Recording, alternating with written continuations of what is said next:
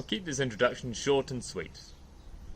Kate Howland is the Director of Student Experience for the Department of Engineering and Informatics. She's passionate about her field and has a humility about her role which leads to a rich understanding of the angle of the student voice which she represents. It was a pleasure to speak with her, and I'm glad to be able to present this interview to you now, where we talk about the purview of her role, some experiences with management, and her own work. I hope you enjoy this discussion with Kate Howland. Hi Kate, thanks very much for agreeing for an interview today. No worries. Right, so I'll start off by asking if you can share something that you value about the atmosphere and experience of students in your department. Yes. Well, it's the School of Engineering and Informatics that I'm the Director of Student Experience for, and I'm a lecturer in the Informatics department. I think something that's common to both departments is it's a really kind of exciting, positive area to be working in, because it's all about creating things, designing things, building things to try and solve problems. And there's lots of topics in the area that students will have kind of heard about whilst growing up, and things that they'll be, technology that will have excited them. At the moment, it's AI that's having a resurgence in kind of attention and enthusiasm. Also things like sustainable vehicles and things like that. There's a real sense that people are here to learn to do stuff and then go out in the world and solve problems and make things better for people. We try to make sure that that's not like an uncritical kind of message, that we're not evangelists for technology being the solution to all our problems. And we try to balance that in our teaching, teaching the approach of being critical and evaluating carefully our own inventions. But it is generally like a kind of let's build stuff and see how we can get it to work, which is exciting. Yeah, I like that ethos of being around, I guess, preparing people for careers, preparing people for innovation, rather than being a degree that's around just filling people's heads with information to make them employable. It's about, here's the things that you need, here is how you can, something I know that the department has is some Lego cars, Lego vehicles that have been donated or bought by the department. And I've had a go with those with some friends in the department, and it's great fun to kind of get a go at some basic robotics stuff. So I definitely get that ethos from the people that I've spoken to as well. So what could you give an example of how you've in the department kind of made it deliberate about kind of making it a practical degree, making it oriented around preparing people really for what they're going to do, for going to innovate? So we have this year one module that we introduced must have been about 10 years ago now, the Global Design Challenge, that is a module for all students across the school, and it's a non-contributory module, so it's like a kind of extra thing that everyone does, working in teams, and it's separate to the rest of their modules. And the whole idea behind that was to really get students thinking about designing for real world contexts, and understanding more about the challenges that exist in the world, and thinking about who will be the users of technology that they create, and working in interdisciplinary teams with other students. And so that's definitely something where we wanted to make it, as a first year module, and it also includes students from the International Studies Centre who are doing the International Foundation year. That was a definite goal with that module, to get everyone thinking about let's try things out and test them out and work together and see what we can do. Yeah, it sounds like a very exciting, unique kind of module. Is that with specific sort of sustainable development goals in mind, anything like that?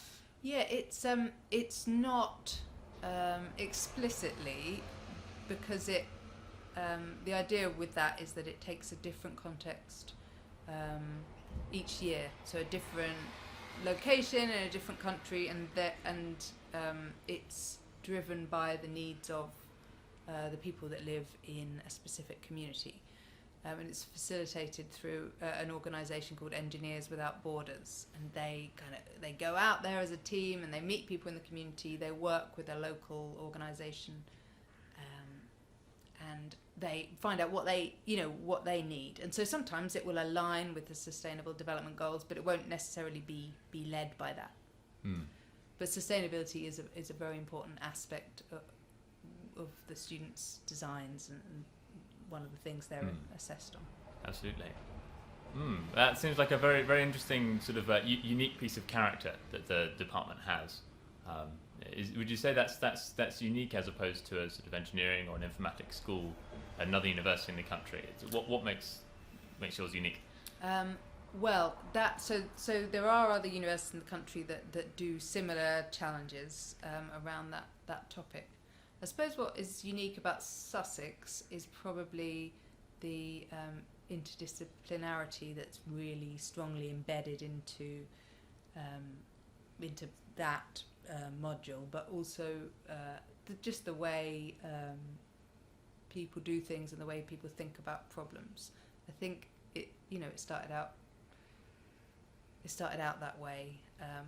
That the university was always intended to be people in different disciplines working closely together, and we've lost some of that over the years as the university's got larger, but there are still elements of that I think are quite unique to Sussex, and they're in the memory of the place and how we do things. Very cool, very, very interesting. And the department also has something which I think is quite unique within the university, which is a very very well used peer-assisted learning platform.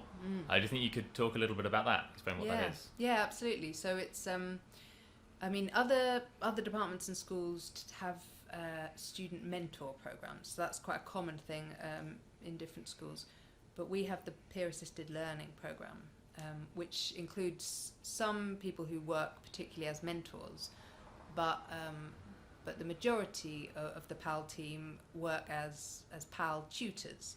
So they're students that are in their second or third year of their degree, who've been getting on well academically, who've kind of got a good grasp of the subject areas. And we employ them and train them and support them to provide support to students earlier on in their degrees. So they run workshops, they have drop-in sessions, they have lots of kind of online availability to answer questions through chat on things like Discord. And it's been really successful because we've been lucky enough to have lots of students who've been passionate about wanting to do this and thinking this is a good job for them and wanting to help students who were in the position they were in a year ago. And it's very it's much easier, I think, for students to ask a question of someone who's in the next year or the year after than it is to ask their module convener. Yes, yeah. And sometimes we absolutely. forget how we don't think of ourselves as being intimidating at all. Certainly I don't. I wouldn't say intimidating in the slightest. No. And I think most of my colleagues wouldn't think of themselves as intimidating either, but the fact, we forget what it's like to be coming into university and doing a degree for the first time and navigating all of the structures and not knowing how to ask questions in the right way, not knowing whether you're asking an appropriate question. I mean, I think the PAL team are fantastic at being a real bridge between students needing help and staff members. So and we've been lucky enough to have some fantastic PAL leaders over the year who are absolutely essential. So at the moment we've got Sean and Stathis, who are fantastic at their jobs and have great relationships with the PAL tutors and do that linking up and that kind of feeding up concerns as well. A lot of the time, we hear about things through those channels that we might not have heard about in other ways. So something that has overwhelmed me studying at Sussex for the last 3 years is just how friendly and approachable all the staff has been in engineering informatics, in life sciences department, and I would suppose other departments as well. I think that's something that does stand out. But then at the same time, speaking to other people, when I was in first year, there is a sense of intimidation that the academics, they've got their PhDs and they do so much, so busy all the time. There's a sort of intimidation there that can be hard to overcome. And I see that a very successful PAL, a system like what PAL is, can do a great job at bridging that gap, at being able to form a connection for feedback, for updating how you teach modules if there are any errors there, as well as just for helping people learn things. If they have questions that they wouldn't want to ask a tutor because they might feel stupid to ask or something, they can ask another student that they know is qualified and vetted. So it seems to fill a niche very, very well, where sort of a mentoring scheme or another student teaching scheme, maybe a student parent scheme, might struggle to be successful. PAL seems to do it really well. Do you think do you have an intuition or an idea as to what has caused PAL to be so successful? I think it's partly down to luck, but us actually having had really, carefully chosen PAL leaders that have been really good at building these relationships. But yeah, I mean, you can't always control all aspects of a scheme, and this, it's a kind of well thought out, well evidenced idea. This peer assisted learning, it is something that has been done successfully at other universities in other topics. I think that it just worked. We've also got quite a good sort of mix, or kind of a diversity of student backgrounds and experience levels when coming in. So we sometimes have students come into the first year with a topic like computing in particular. There can be people coming in who've spent their whole life so far kind of at a computer, building computers, learnt to code from a very young age. I've got a huge wealth of experience, and they come into the first year. And we also admit people who have never done any coding before in their life, and they all come in to the first year, and they're doing the same modules more or less in the first year. So I suppose having things like PAL actually, and having those different levels of experience and background, PAL works really well in that context, because it's actually a good kind of stretch activity, extension activity for those students that are maybe kind of already ahead in certain areas. I can see how with informatics in particular, there are a lot of people that could come in easily having learned to code because it's something that can be accessed online, but perhaps for a science, it's not likely that someone has had their own lab at home and has done things in petri dishes. They might have worked as a radiologist for a year, but it's less likely.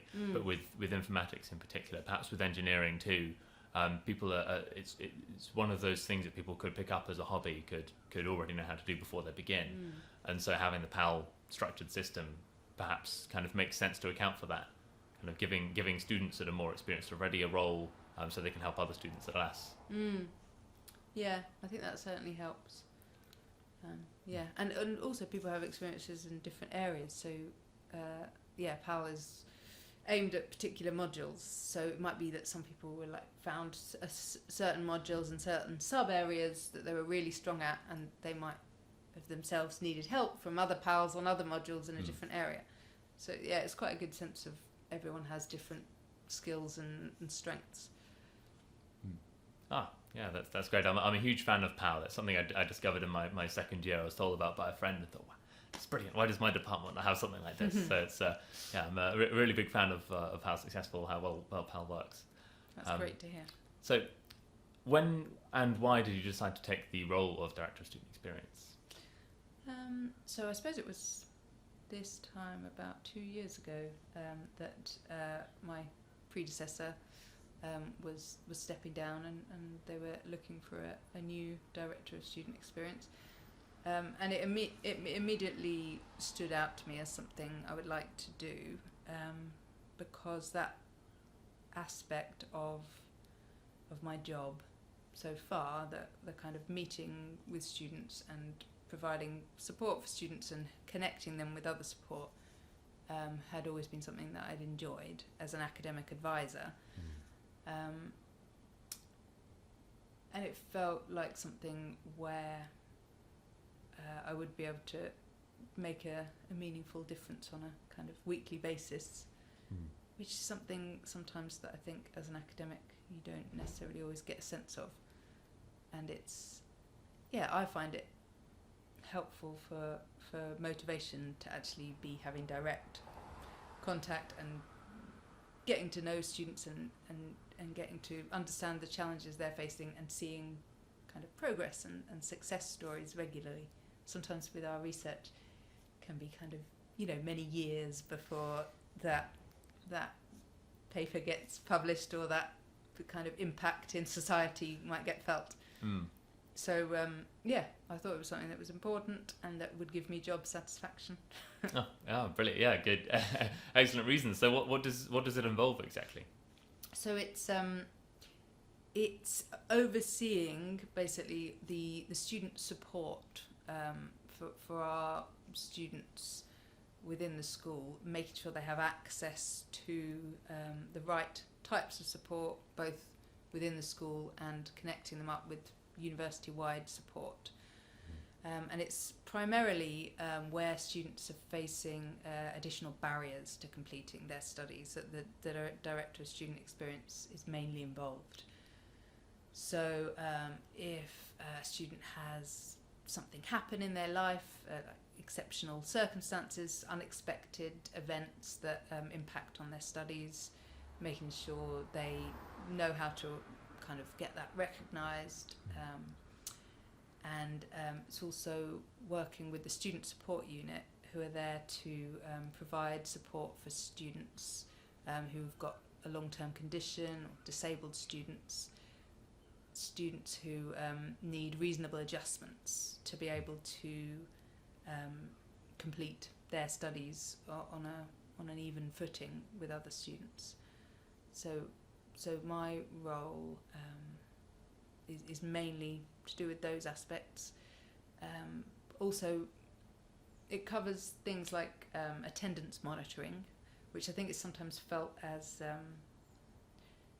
punitive by students. Like, it's kind of like, why is attendance being tracked, and why am I being sent an email saying that I haven't attended because it's my choice?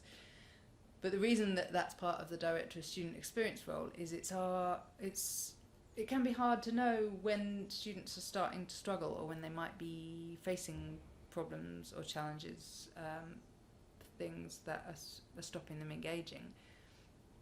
And sometimes they won't necessarily feel able to reach out, or they might not think that anyone will care that they're facing extra challenges.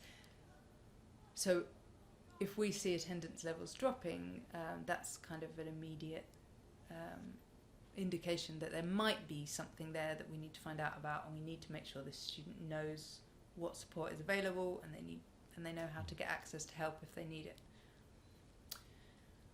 Yeah, and also the student reps, so organising the school student experience group. I chair that, certainly for the initial meeting of the year, ensuring that we get enough reps for our school. Those are the Students' Union reps, but they also form a kind of really important way of us getting feedback and information about what's going on in the school. So where does the feedback go?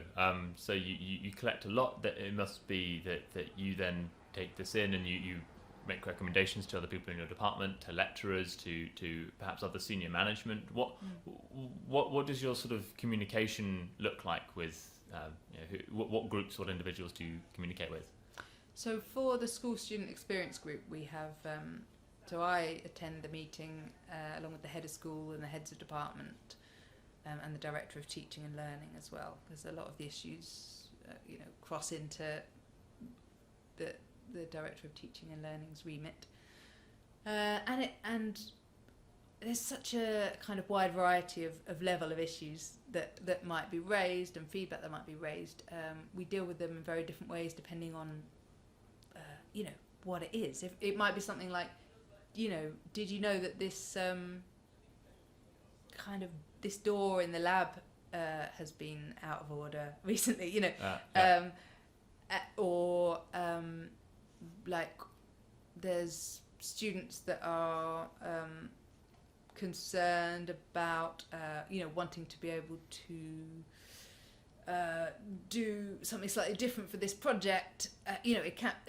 So who it goes to and whether it can be dealt with sometimes it can be dealt with immediately. We can say, oh yeah, actually that can be fixed tomorrow, or in fact we've already got a system for this and this is what it is, and it's kind of dealt with within 5 minutes during the meeting. Other times it will be things where we say, well, that we have got we have got a process or a strategy or a set of agreed things, which is why we do it this way, and you're suggesting it should be done another way, and we can see the arguments for that, so we need to go away and talk about it and think about it. In which case it will be something that might be discussed at the school management team meeting. We had this suggestion at the school student experience group. Shall we look into this? Is there any way that we could do something differently here? It'll get delegated to heads of department. Sometimes they'll speak to the members of staff if there's certain modules that are kind of relevant to a bit of feedback. And then sometimes it'll be things that are at a university level. Like last year we had people raising things about the bus service and kind of things that were, important and affecting our students, but not something that we personally could do something about. Although one of our student experience team did actually write to the bus company and kind of get some more information about what would be needed to be done about that. So it's there's not really a kind of one size fits all answer to what we do with the feedback. It's really varied. Great. So does a lot of that feedback then come through PAL? Is it through direct communication from students? Where does it arise? The PAL is not there to provide us with feedback, and we have the student mentors in engineering and design as well, and they it's not part of their role. It's just that sometimes things do get fed back informally that we wouldn't have found out otherwise. The reps, bringing things to the school student experience group meetings or emailing me directly or a head of department is a common way. We also have, the formal mechanisms for getting feedback and evaluation on modules, like the surveys at the end of module evaluation questionnaires. But we're finding increasingly that we get very low response rates on that, and it's not something that seems to be a very comprehensive source of feedback. I see. Okay, yeah. Well, I think that's generally a trouble with surveys, isn't it? Is that they can be sometimes they can be quite narrow in their scope, but you can get response from a lot of people. But suddenly, lots of people don't engage. It's because it's another thing. It's another thing that we're asking students to do when they thought they were done with that module. Yes, of course. Yeah. Here's I guess another task. The kind of communicative feedback, the kind of it being in meetings with student reps, with mentors, that's the sort of thing that really provides the kind of qualitative. And more kind of detailed and more easy to act upon, I'd say. So when it comes to perhaps a sort of general impression that you might get with other communication, is this something that do you think that your department does particularly well? Do you think you get more of a certain type of feedback? Do you think students kind of present things in a certain way? How would you see the Engineering Informatics department as operating differently from others in this respect? It's hard to say because I don't have the experience of working closely in other schools to know exactly what differs. I mean, we do have meetings of the docies monthly, so I hear kind of from other docies things that are going on in their schools. But all the schools are so different, and different sizes and different processes. I think one of our challenges is that we are now a very large school. We've been growing a lot over the last 10 years, and I think in smaller schools you can get you can more easily get everyone in the same room, or you know, everyone in a certain year group in the same room, and have other ways to kind of chat informally about things. We've had to try to experiment with different ways of trying to get regular feedback. So we've tried using Teams in various ways over the last couple of years, you know, primarily because of the pandemic initially. So we tried using Teams for academic advising, and we've got a Teams channel for the student reps, with the idea that they can kind of raise issues as they come up rather than saving them up for the meetings. And that's worked to some extent, but often it will be just a kind of chance meeting in a corridor or in a lab, or at the end of another meeting that someone will mention something that's actually a really important piece of feedback that needs to be raised up. So you mentioned that the departments tend to have their own systems, their own processes in place. Is that characteristic, would you say, of a UK university? Is it something that's especially the case in Sussex, this sort of the way the departments work relative to the sort of central university body? It's I think there are distinctive things about Sussex, but there are distinctive things about every university. I think probably the variation in size of different units is probably the case for quite a lot of universities, because different subject areas, you know, attract different numbers of students at different times, and just things like the buildings. I mean, the beautiful red brick that we have around we love campuses. our Basil Spence buildings, but they're not kind of open plan. You know, they're not. You don't bump into people in the corridors as much. You don't notice when someone's walking past your office. There's certain things about the environment that make that present challenges to different departments. Whereas over in the Jubilee building, you know, it's a kind of building designed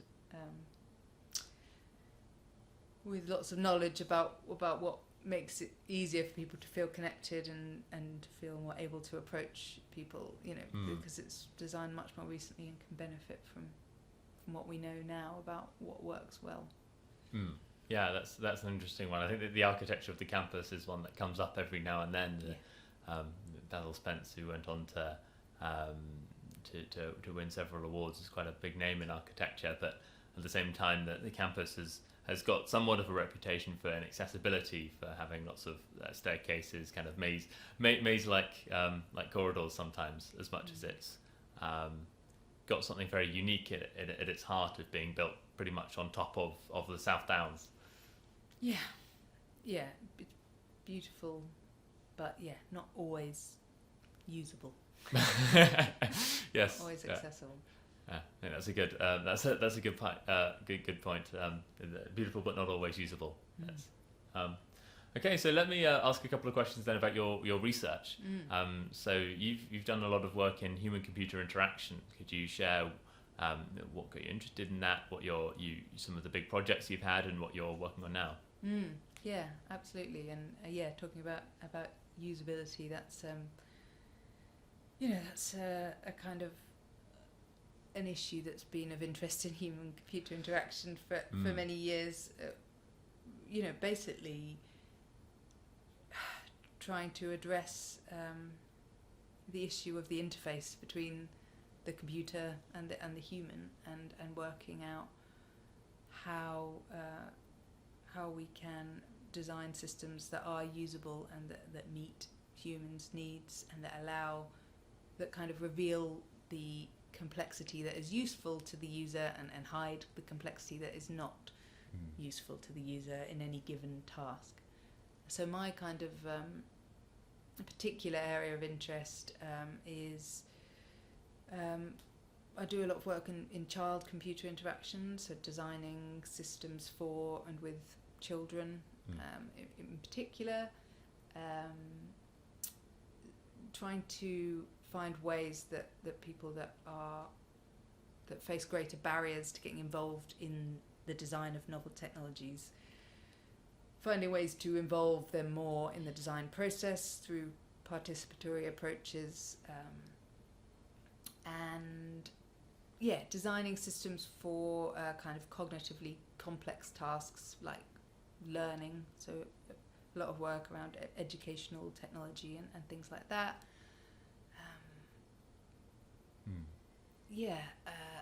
There's the kind of thread that goes through is allowing people to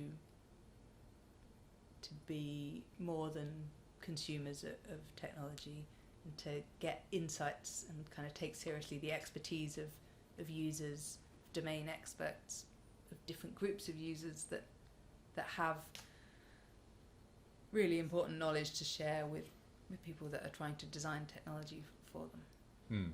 Yeah, it's certainly something that's come a very long way since the sort of early days of CRT monitors with sort of single lines of command. Or even before that, the punch cards that were kind of Oh yes, yeah. Like, so easy now. Ways of feeding in programs. And of course, here we're sitting right next door to the VR lab, part of the Sackler Centre for Consciousness Studies. Yeah, exactly. We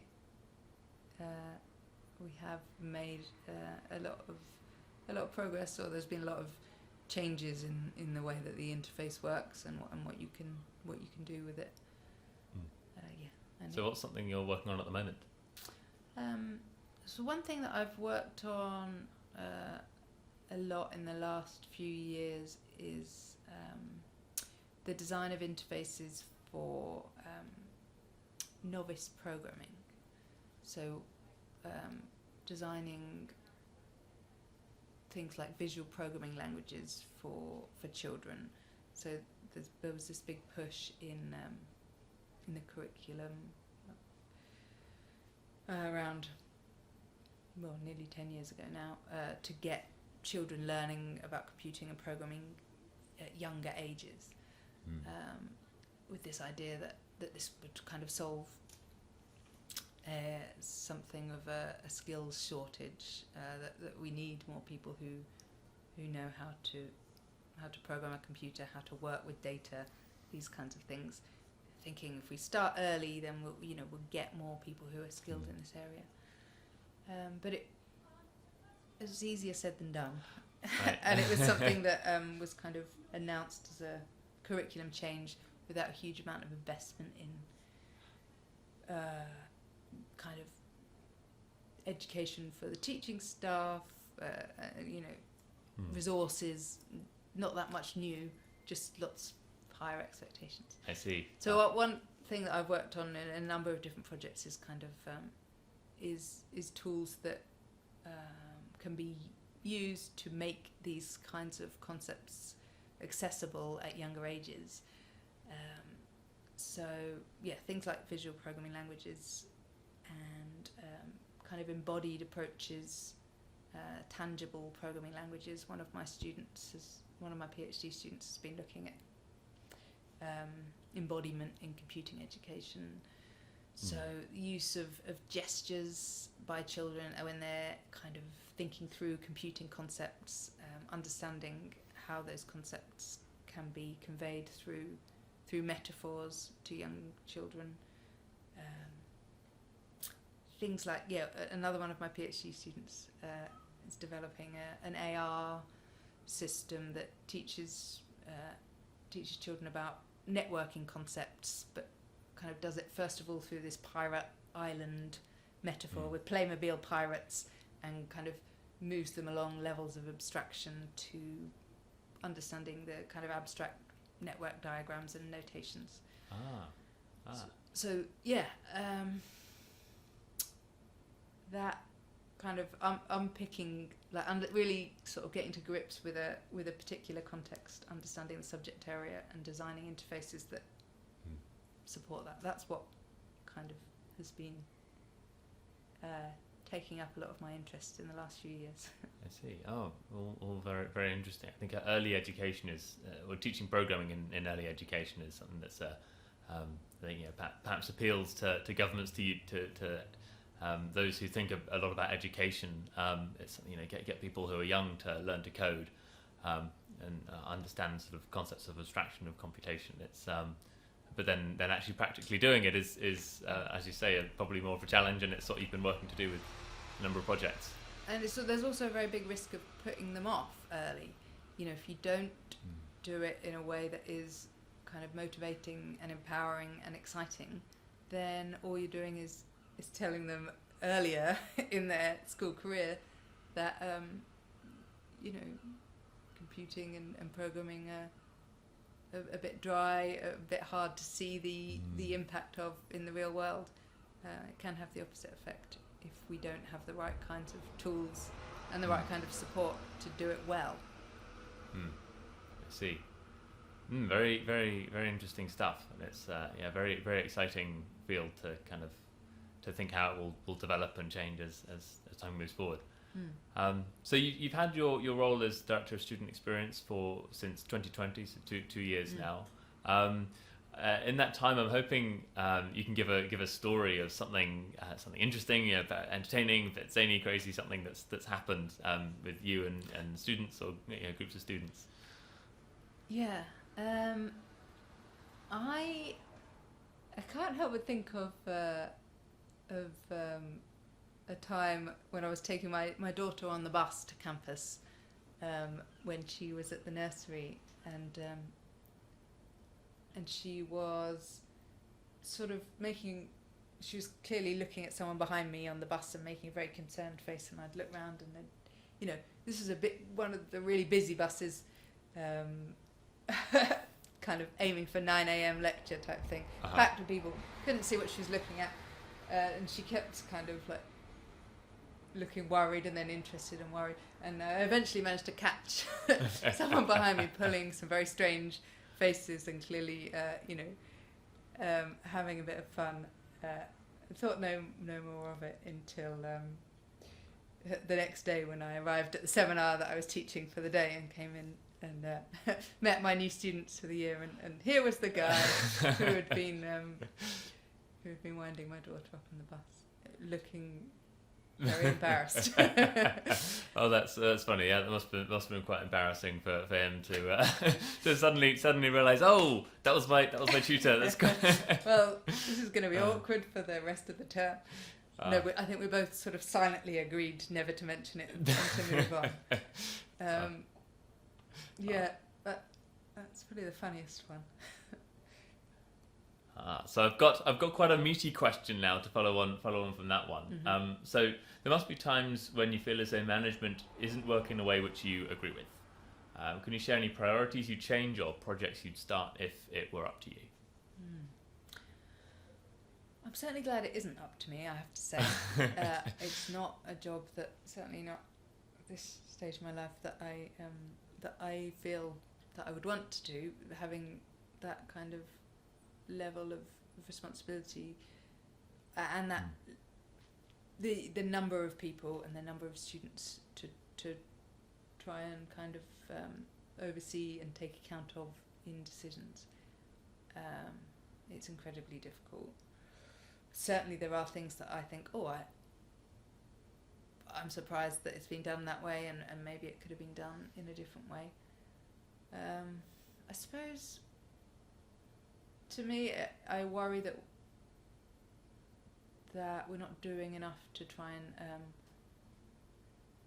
fight back against the idea of student as consumer. Right. Like Often that- referred to as the sort of the neoliberal model of education, where it's sort of seen as taking in and retaining students and kind of seeing as having high throughput for the money rather than prioritizing the value of the education that's provided. Is that? Yeah, exactly. And the most kind of valuable experiences, I think, for students and for staff members are ones where we kind of manage to get past those ideas that, you know, that we are sort of selling a service. I think for really meaningful learning to take place, students can't be thinking that they're, you know, that they're consumers, that they're kind of buying something from us. And that, I mean, I don't know. I don't know that I have a solution, but I don't think that we should be raising student numbers any more than we have done. I think it makes it harder to build genuine connections and to kind of be more bespoke in the way that you teach and the way that you kind of get to know a group and their previous experiences and adjust activities depending on that. So how would you say that comes across then? Is that if that's a mindset that you've come across, how does that tend to be expressed, and how would you go about combating that? Well, do you mean how does it come across from students or from? For me, though, I suppose examples that you have. I suppose. Yeah, it feels like it's quite hard to break out of a sort of instrumentalized model where the marks, the contributory marks, are the kind of the only thing that matter to not all students, but to some students who are very aware that this, you know, it's a very expensive degree, and it's the most important thing for them is to come out, you know, with a good final mark, and you know, however they get there along the way, you know, that's no major thing. The main thing is what you come out with, and it's very hard to try to counteract that and to try to build like a model of learning being of the learning being the important thing and the development of skills and knowledge rather than sort of being able to demonstrate it. So, you know, finding that unassessed pieces of work are kind of, students can't necessarily give the time to put effort into work that isn't going to be assessed, isn't going to count towards their final mark, often because they have, you know, part-time jobs that might take up quite a lot of time because they're having to pay lots of money to live here and be here. It can be easy to go into that mindset, I suppose, of it being transactional, of kind of going for the goal of the paper at the end, purely on the basis of it costs me so much to get this degree. I want it to add a certain amount of value to my employability as you know, once I graduate.